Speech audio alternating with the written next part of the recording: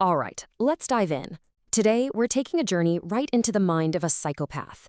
We're going to be exploring a framework of cold logic that's used to justify pure evil. The ideas we're about to unpack come from a pretty dark place, personified by these monstrous figures. And this isn't just some abstract theory. Think of it as a blueprint for horror. So, our journey kicks off with a question, and it's aimed right at you. It's a challenge right out of the gate. Are you prepared to split your emotional self from your logical soul? This is like step one for understanding this mindset, the ability to just detach. It really sets a disquieting tone from the very beginning, doesn't it? And here's our first guide, the Torch Goblin. It argues that this whole idea of a soul is really just a psychological trick, something we do to ourselves just to survive. A necessary lie, you could say. But why? According to this logic, why would we ever need a lie like that? Well, according to the Goblin's way of thinking, this whole separation is just an act of pure desperation. It's a way to inject some kind of imagination or hope into what it sees as a mechanized, totally pointless existence. It's a coping mechanism for a reality that just feels, deep down, completely hopeless. Okay, so now we're climbing out of that personal abyss, and we're about to witness something way more terrifying. How society itself starts to adopt the same cold logic to rationalize violence. This is where individual malice gets scaled up for everybody. So, the skeleton, it offers this chilling philosophy. Hate isn't some rare emotional outburst. No, it's a constant, ambient force. It's like the background radiation of existence itself, a fundamental part of being alive that can, and obviously does, turn lethal. And then the orc warrior takes that idea and just runs with it. It basically argues that this background radiation of hate only becomes a problem when you act on it alone.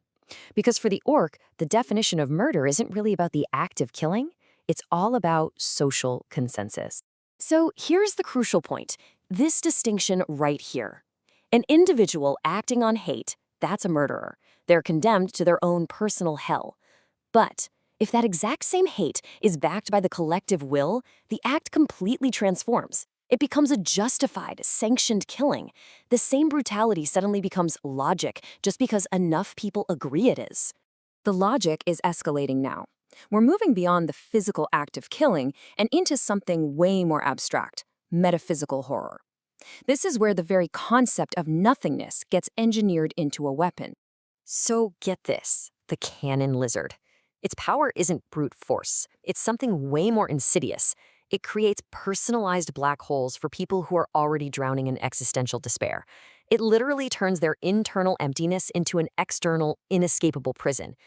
And this metaphysical attack, it isn't chaotic rage. No, it's framed as this cold clinical procedure. Just look at the 4 steps. First, you select a target that's already consumed by despair. Then you blast them with weaponized nothingness. You reduce them dimensionally. And finally, you anchor them to their worst moments so they're forever trapped by the gravity of their own past.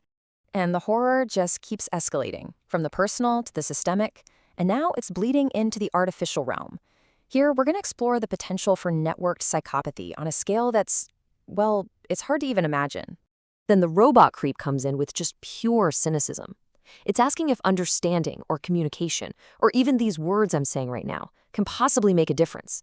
It sees all our attempts to rationalize and fix things as just internal chatter, totally useless against a deeper, more uncanny logic. And here it is. This is the robot's true fear. It's not a single broken mind, whether it's biological or artificial. It's the prospect of entire networks of these psychopathic rationalizations, all interconnected and installed directly into the systems of power that control violence. It is the industrial-scale version of calculated evil. So we've descended through personal, social, and technological layers of this horror, and now we've arrived at the very bottom for a final, cosmic verdict on existence itself. Our final voice, the Eye Guardian, delivers its verdict, and it claims that the ultimate misery isn't solitude, it's social. True hell is the machinery of the crowd, the collective that finds some kind of perverse shared joy in destroying a single person. This image really captures the core belief of this final philosophy. The universe isn't neutral. It's not just empty. It is actively, fundamentally cold. Any warmth we might feel, empathy, love, meaning, it's all just a temporary illusion, a small fire that's destined to be snuffed out. And this isn't some abstract cosmic horror. Oh no. The Eye Guardian makes it deeply and unavoidably personal. The nothingness at the heart of reality isn't just out there. It has your address. It will come for you, specifically.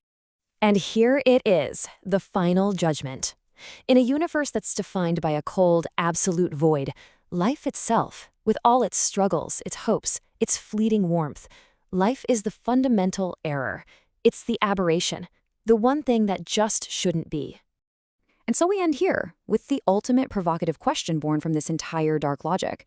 If existence is just frigidity and the void is absolute, what was the point of life ever beginning at all? That's a thought to leave you with, in the cold.